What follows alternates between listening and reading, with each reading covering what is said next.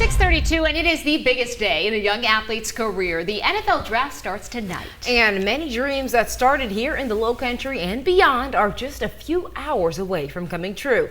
Our Sean Mahoney joins us in the studio now with some of the stories of some former Lowcountry stars who will be waiting to hear their names called tonight. Sean? Yeah, well, Mel, Alyssa, NFL legends like A.J. Green, Carlos Dunlap, Hall of Famer Art Shell, they all got their starts here in the Lowcountry. Some of those names might ring a bell, and all of them had the special moment of hearing their name called on draft night, walking across that stage. It's a special moment, and it doesn't happen often, but this year there's one former Lowcountry football star who is hoping to hear his name called as well. And you want to remember this name, Byron Young. Might ring a bell to some. He's a Georgetown native. He attended the University of Tennessee, the 6'2", 250-pound edge rusher. That's one large human. Had first-team All-SEC status as a senior, leading the team with 37 tackles and 12 for a loss. Those are some big boy stats. Young played high school ball at Carver's Bay High School, if some of you recognize that, and that's where he got his start, but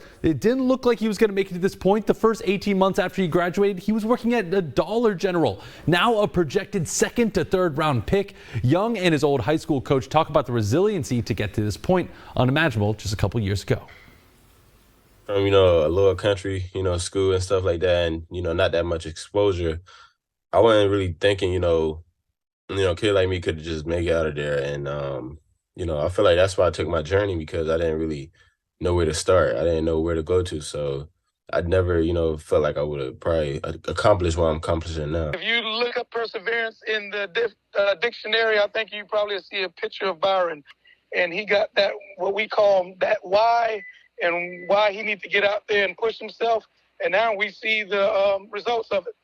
Now, Young is the only player from around the Lowcountry who has the chance of being drafted. However, if you take a look at your screen, and looking at the college level, some of the best Gamecocks and Tigers are sure to be in the mix this year. You can see some of the projections on your screen now. Names like Darius Rush, Cam Smith, Jordan McFadden, and Zach Pickens. They are also all South Carolina natives as well. So if you want some people to cheer for, those are the names to look out for. And all starts here in Kansas City tonight. Fun fact, South Carolina and Clemson, 473 players drafted to the NFL all time. However, neither team had a first-round pick in last year's draft. Reports say the best player to change that this year is Clemson's Miles Murphy or Brian Breesy, or even the Gamecocks' Cam Smith might sneak into that first round. First round right here in Kansas City starts at 8 o'clock, and you can catch it here right here on ABC News 4. Mel, Alyssa, I'll send it back to you guys. All right, Sean, thanks. Well, there have been around 72 players from the Lowcountry and surrounding areas who have signed with an NFL team, 22 of whom played significant minutes in the NFL. The state as a whole, there has been around 459 players drafted, including 2 Hall of Famers.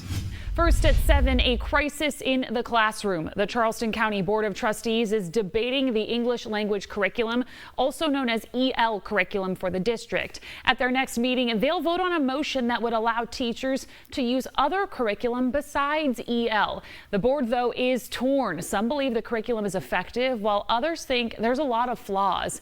Tara Jabor spoke to members on both sides of the issue.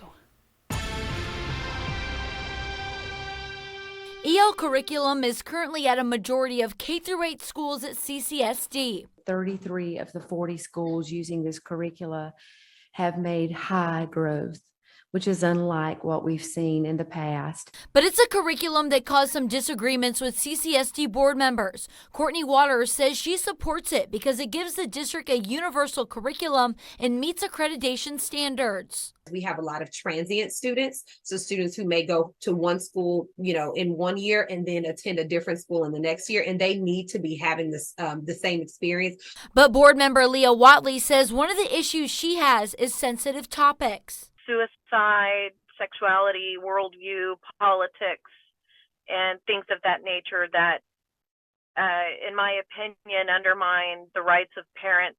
Watley feels kids need more protection. It is imperative that we protect not only the innocence of our children, but also the sacred trust that exists between parents and teachers.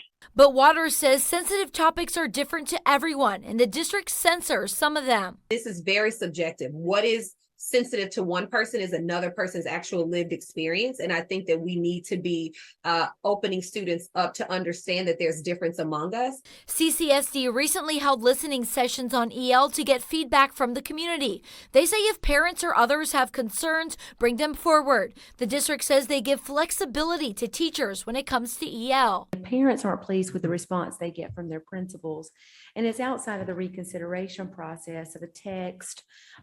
They go to their associates, and we work with associates and Ms. Simmons to ensure that concerns are addressed. We trust that they will execute, they will deliver these lessons and this curriculum with integrity. A follow-up tonight, Isle of Palm City Council has chosen a new traffic pattern for the IOP Connector. Council members want 2 lanes heading into Mount Pleasant, 1 lane onto the island. News 4's Sadeja Smalls is on IOP tonight with why some people, though, have concerns. Sadeja? Well, Katie, one council member tells me that this adding more lanes is going to add more people, and that's chaos. I think it's a mistake. I think it's a terrible mistake. I think what we need to do is look at safety of everybody that comes on the island and everybody that uses this bridge. Councilman Blair Hahn says he doesn't like the proposed lane changes. He's worried about the access first responders may lose in case of an emergency. I think I'm the only one that actually went and talked to the first responders. To me, those are the people that put their lives at risk on a daily basis. And so we should listen to them and listen to what concept they think is the best for the bridge. Councilman Hahn contends they need as much room on the roadway as possible.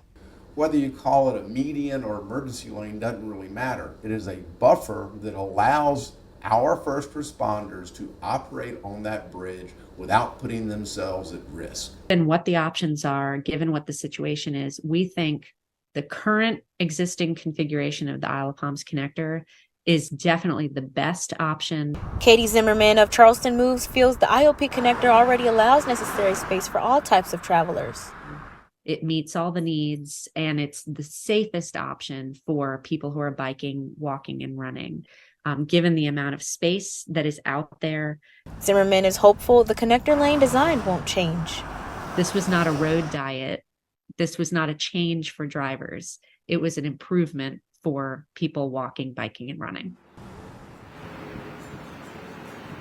Now, the mayor of Isle of Palms says that once they meet with the city of Mount Pleasant, they'll be able to have a final decision for pedestrians and bicyclists.